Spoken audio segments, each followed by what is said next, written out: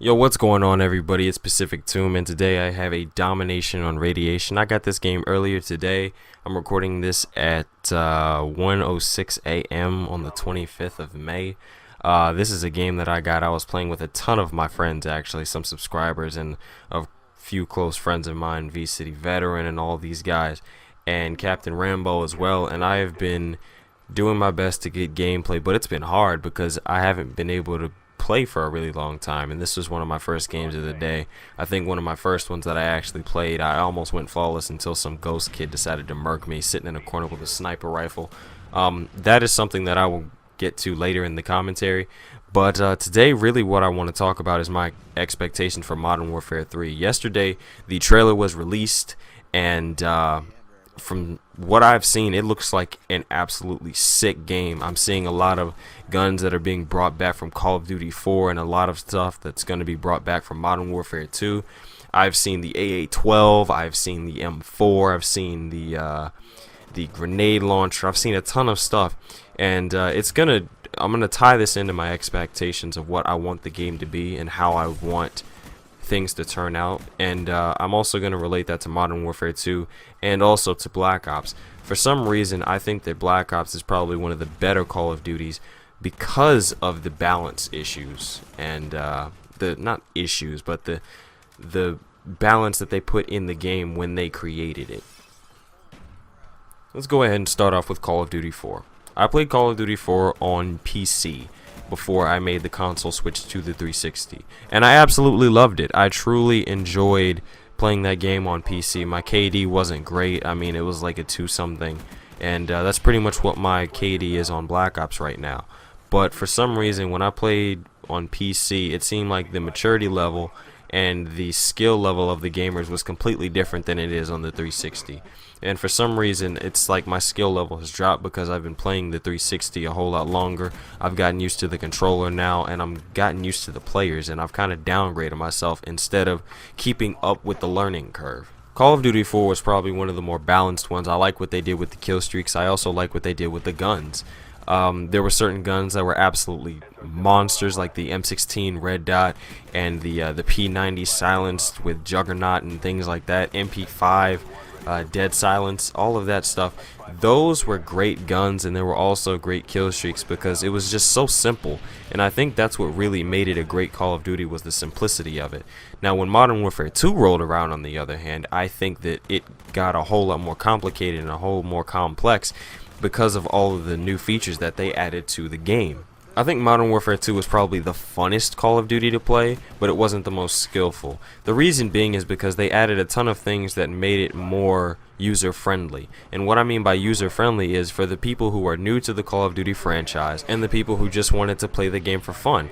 I have no problem with playing the game for fun, but when you do this YouTube thing, there should be a certain standard for your gameplay and your commentary that you have to step your game up, and you can't do that when you have things like Commando, One-Man Army noob tubing, Danger Close, AC-130s, and things like that just going absolutely hog wild crazy on a map when you're trying to go for a gameplay. It makes it extremely hard and stressful. Now, I enjoyed Modern Warfare 2 to a certain extent because of the guns and all of the perks and everything that they used in the game, but it also created some really, really bad habits in the community, and I think that that's carried over into the Call of Duties, and I think it may carry over into this next one. I think things like trick shotting and all of this stuff, it's not good for the community because it builds a certain mindset that, oh, I can go into an objective game mode and I can do whatever I want and it's not going to affect anybody else. I'm waiting for the day when a game developer comes up with individual playlists specifically designed for what people want to do in the game. You should have a playlist for trick shotters. You should have a playlist for kids who want a noob tube. You should have a playlist for stackable kill streaks. If you want pro mod, you should have pro mod playlists. I think that all of those things would be a great addition, and it would be able to involve everybody in a more larger scope, because right now the entire realm of Call of Duty in and of itself is so small, and it's contained to the fact that, oh, we just have customizable kill streaks and customizable perks and customizable guns. I want customizable playlists. I want to be able to have so many different playlists that I won't know what to do with myself when I'm playing the game. One thing that I have heard recently is that the beta for Modern Warfare 3 is already out and people are playing it and they're working through some of the bugs. This is something that I absolutely appreciate because I don't think Modern Warfare 2 had a beta, and if it did, they obviously missed a ton of stuff because one-man army noob tubing wasn't fixed, danger close, commando, any of that. It was not fixed at all. There are still guns that are supposed to be silenced when you shoot, but you still show up on the radar. There are certain things that they should have tested, and I don't trust Infinity Ward yet. I don't trust them at all because of what they did with the last Call of Duty. I remember all of last year, Blame Truth was specifically tweeting at Robert Bowling to get the noob tube patched, and I remember Robert Bowling told Blame Truth that they had a patch in the works and that they were going to put it out, but that patch never ever came through.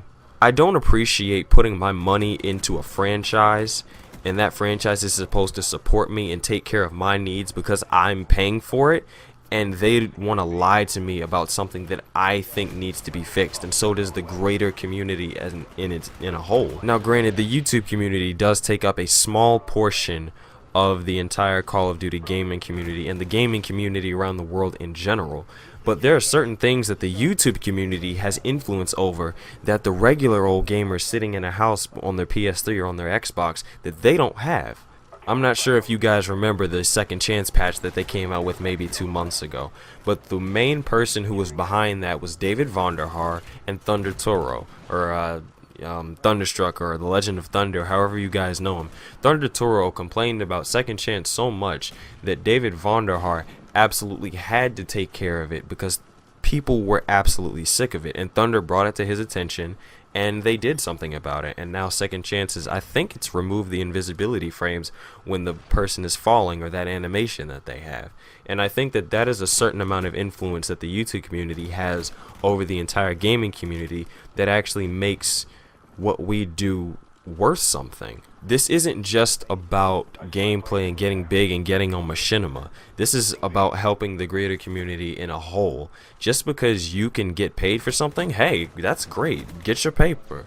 But you want to be able to do something else as well to prolong the life of a game. If something, if you love it to the point where you will do anything to see this game get fixed, you should be able to do anything in your power and anything in your influence to get it fixed. I think Hutch is a perfect example of that. Reason being is because Hutch is one of the biggest YouTube names that involves Call of Duty, and his influence goes beyond the reaches of anybody else's on YouTube. I think he's up there with, the Freddie Wongs and all of them in a Call of Duty sense, because the Call of Duty community compared to YouTube and gaming in general is relatively small.